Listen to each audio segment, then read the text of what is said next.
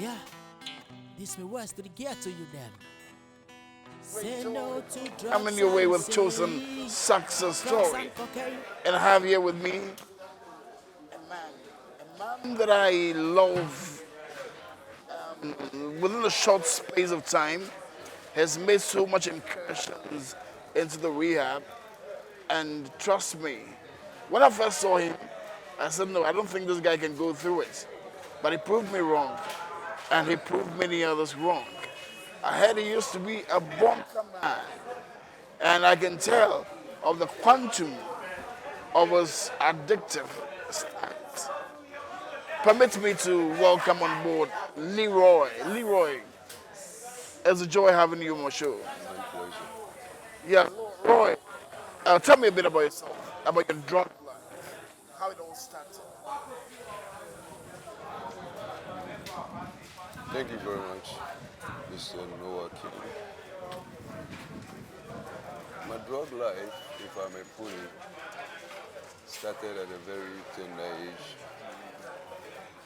First and foremost, I would say it was the time when my father was called into nature. I had a lot of friends in my area where I lived, and most of them were smokers, if I may put it that way. Like they used marijuana.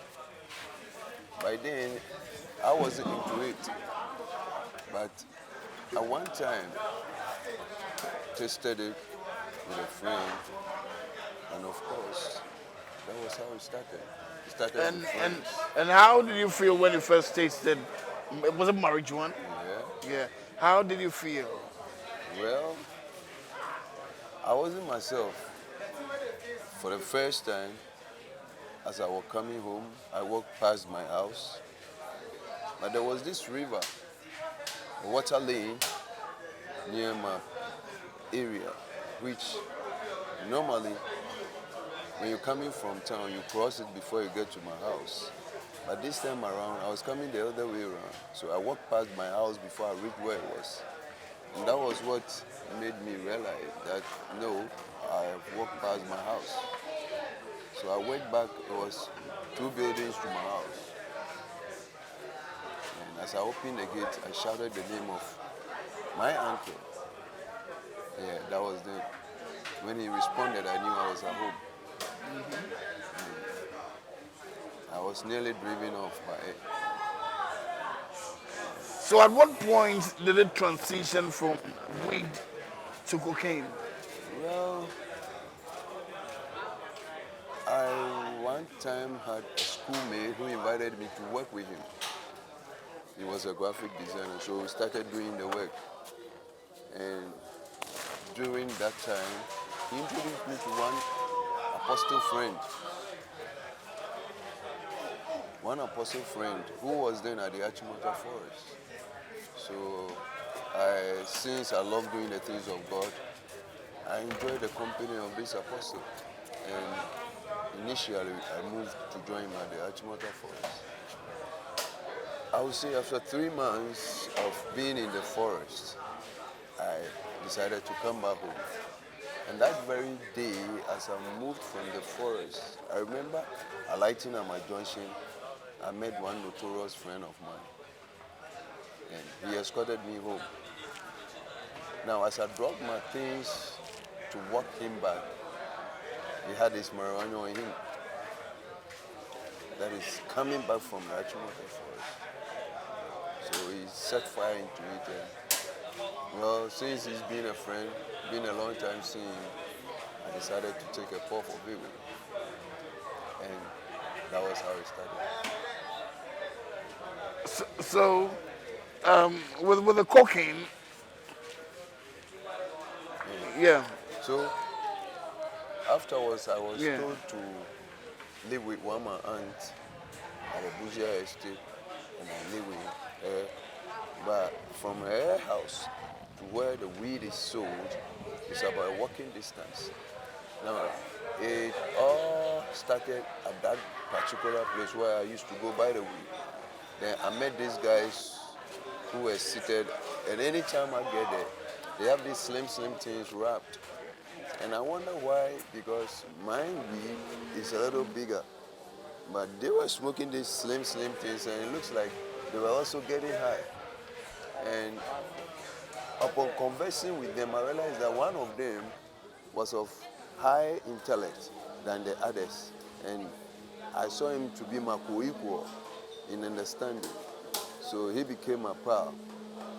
And as I speak to you, that was where it started. And when you tried it, how was the feeling like? I would say Comparatively to weed, yeah. okay. One day after I finished smoking my weed, I took one of the slim things from that my friend, and he ordered me to put it down. But he being a friend, I didn't mind. I just took it straight home, and I went and smoked it. Well, I was a little bit high, but Say no to drugs. Yes at to the life. particular time that I took that thing, after I smoked my marijuana, I realized I was feeling feverish. Just then, it occurred to me that no, yesterday I smoked something. So I rushed back because it was like all of a sudden I was feeling sickly. There is something like a fever in me that. So I went back to where I took it, and I met the same squad seated, and I took it again. And he laughed, smiled, and ordered me to put it down. Just then I took off with it. And after I smoked it, I realized that the feverish, the fever, and everything that I was feeling is no more. That's what we call That the was withdrawal where symptoms. that was where it started. So at what point in time did the addiction held you so much so that you became a bunker man, the one fixing for other people, and then you take a coin in return? Well, At what time? it went on and on and on, and it got to a time I realized that there was no money in me. So I went to this same friend, and we were going out.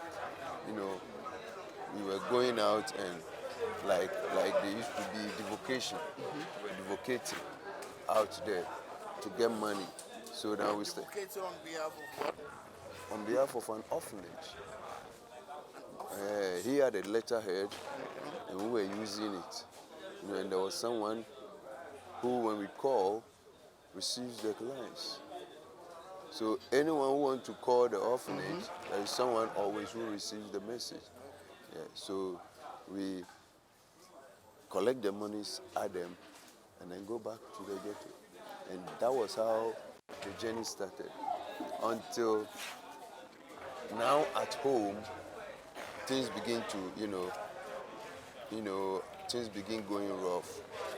I wear the shoe, I come and put it down. The next day, I wear the same shoe, and then begins to smell. I'll come from town, my legs will be smelling. Everything was messed up. So my that's my grandma who I was living with, told me that no, she can't live with me no more because of the addictive ways. Because we are from a Christian home. So if I have this kind of lifestyle, then she's very displeased. Though she taught me everything. You confided in her that you were an addict, or she realized that. How did she got to know that you were? Yeah. I think one day there was this tenant at home when I felt techie. So I took something at home and showed it. And as I was selling it, a friend in the area saw me and came straight to my house and told my grandma that this and this and this and this is what I'm doing. And this and this and this is what I'm into. So my grandma realized, watching the way my attitude is changed, all of a sudden I go out, first person to move from the house and the last person to come home. And I'm not doing any work too. Just then she realized that I was into drugs. So how many years now have you been an addict? I've been an addict, if I may say, 28 years. 20 years. Yes, 28 years. 8 years. That is much. And tell me,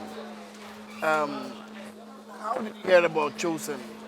And what was the enthusiasm all about? I heard about Chosen around 2010. by a friend. And back then, I tried to rehabilitate. I came here. But anytime I come, 1-2 days, and then I'm off. You know. But I was once in the bunker fixing for others. When the same person who I took that slim things from, which in fact ignited my taking into addiction, stepped into the bunker. I don't know whether I'm allowed to mention his name. Stepped into the bunker. And in fact, when I look at him and the way he looked, I felt shame and I wept because I realized that it is now switched because I was big, huge, and he was like half of me. But this time around, he's now big and huge, and I have become the half. So I wept, and I told myself that if he can make it, then I can also make it. So that was the drive. I thought of this for days. In fact, I prayed for days because though I was doing it, my heart kept panting. Because I remember I've always been a Christian. I've been a prayer warrior. I've been an armor bearer for my church. I've been in the forest praying. I've done deliverance in the Achimota forest and all that. So I knew who God was. So anytime... And you were an addict. And I was an addict too, yes. All those years I've been an addict. Trying to manage it, which at the end of the day, busted into. I realized I was serving in the tables of the enemy. So I told myself that no, if he can make it, definitely I can make it. Say no to drugs, yes to life. So, by virtue of how you speak, I can tell that you were an addict. Tell me your educational background. Well, it's just by grace, because I took into reading at a very tender age. And from the house where I come from, it's a gift from God, yeah, I would say. I finished JHS and then continued with Technical Institute, of which I didn't even complete. But I love to read very much. Drop out speaking this well is very motivating and highly inspiring.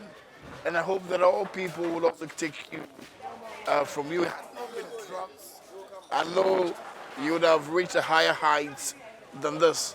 But be it as it may, we will resurface back again some other time and speak with Lee.